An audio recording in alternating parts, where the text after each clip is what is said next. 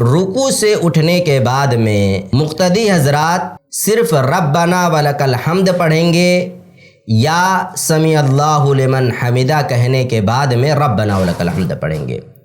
عام طور پر ہمارے یہاں کچھ لوگ کہتے ہیں کہ جب امام سمیع اللہ لمن حمدہ کہے تو مقتدی کو سمیع اللہ لمن حمدہ نہیں کہنا ہے، وہ رکوع سے اٹھنے کے بعد میں انہیں صرف ربنا ولک الحمد کہنا ہے۔ اور دلیل پیش کرتے ہیں امام بخاری رحمۃ اللہ علیہ نے ایک حدیث ذکر کی اپنے صحیح میں، اور اس میں انس ابن مالک رضی اللہ تعالیٰ عنہ راوی ہیں۔ ایک لمبی حدیث ہے۔ ایک تو یہ سمجھ رہے ہیں انما جعل الامام لیؤتم بہ، امام اس وجہ سے بنایا جاتا ہے تاکہ اس کی پیروی کی جائے۔ آگے اسی حدیث میں ہے وَإِذَا قَالَ سَمِعَ اللَّهُ لِمَنْ حَمِدَهُ، جب امام سمیع اللہ لمن حمدہ کہے تو پھر ایسی شکل میں فَقُولُوا رَبَّنَا وَلَكَ الْحَمْدُ، تو تم لوگ کیا کہو؟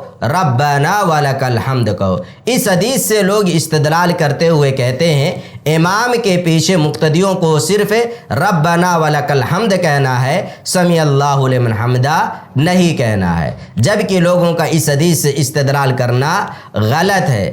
دراصل اس حدیث میں مقام اور محل کی تعیین کی گئی ہے کہ ربنا ولک الحمد مقتدی کو کب کہنا ہے؟ رکوع سے اٹھنے کے بعد میں کہنا ہے۔ امام جب رکوع سے اٹھ جائے اس کے بعد میں لوگوں کو ربنا ولک الحمد کہنا ہے۔ اس حدیث میں سمیع اللہ لمن حمدہ کہنے کی نفی نہیں ہے۔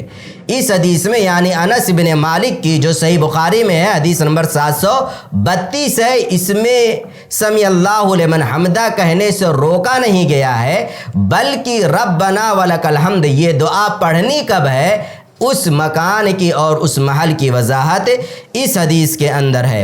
اسی طریقے سے دیکھیں سمیع اللہ لمن حمدہ کہنا ہے، اس کی ایک دلیل جو عمومی دلیل بن سکتی ہے وہ ہے صلو کما رأیتمونی اصلی، لوگو تم اسی طریقے سے نماز پڑھو جس طریقے سے تم نے مجھے نماز پڑھتے ہوئے دیکھا ہے۔ اور آپ صلی اللہ علیہ وسلم جب رکوع سے اٹھتے تو سمیع اللہ لمن حمدہ کہتے تھے، اس وجہ سے مقتدی کو بھی پیچھے سمیع اللہ لمن حمدہ کہنا ہے۔ ایسے ہی دوسری دلیل جو ہو سکتی ہے وہ یہ ہے، آپ صلی اللہ علیہ وسلم نے اس شخص کو جو بار بار نماز میں غلطیاں کر رہا تھا، مسیء الصلاۃ کے نام سے جو حدیث مشہور ہے، اس میں آپ صلی اللہ علیہ وسلم نے اس شخص کو متنبہ کرتے ہوئے کہا تھا اِنَّهُ لَا تَتِمُّ صَلَاةُ لِأَحَدٍ مِّنَ النَّاسِ حَتَّى يَتَوَضَّأَ ثم يقول سمیع اللہ لمن حمدہ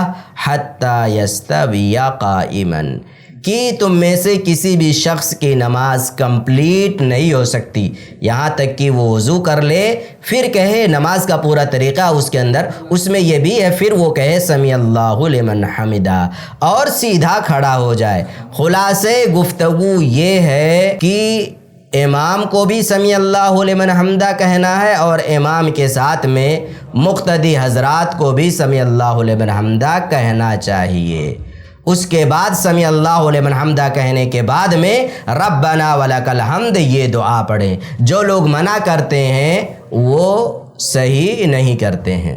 ایسے ہی فائدہ مند اسلامک ویڈیوز دیکھنے اور منہج سلف پر کتاب و سنت کی تعلیمات کو عام کرنے میں ہمارا تعاون کریں تاکہ آپ کے لیے ذریعہ نجات، جنت کے حصول کا سبب، ساتھ ہی مال میں برکت و اضافے کا ذریعہ بھی بنے۔ آمین۔ جزاک اللہ خیرن۔